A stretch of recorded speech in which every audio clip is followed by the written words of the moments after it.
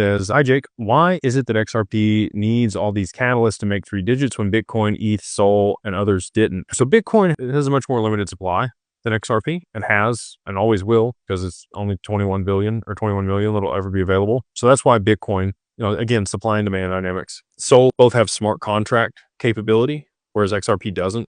We might end up getting hooks migrated to the mainnet where it has lightweight smart contracts like XLM. XLM, you also haven't seen a huge price rise in that, even though they've implemented Sorband smart contracts. There's been a bunch of other things that have tied up those tokens that limit the supply. And now we have that same dynamic playing out for XRP with the spot ETFs that have launched. You've got, collateral or capital that's being held for the commodities trading.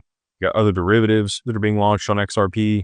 You got stable coins and other things on the XRPL that are causing more volume in transactions. Anytime you see more volume in transactions on a network, you're going to get price appreciation of the underlying asset.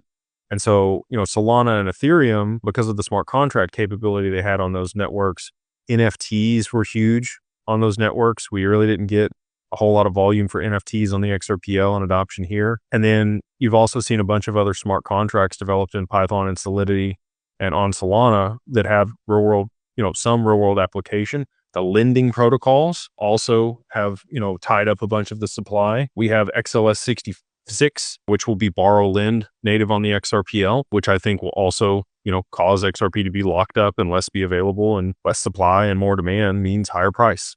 So those 3 in particular that you mentioned there, they've already had situations where the supply was limited and there was a significant amount of demand for the asset. And that's what caused the appreciation of those tokens and the liquidity to move into those ecosystems. And we're right here on the forefront of that for XRP. So hopefully, that's why we need all these catalysts and we need the adoption of the network so that we get the volume and then the price appreciation.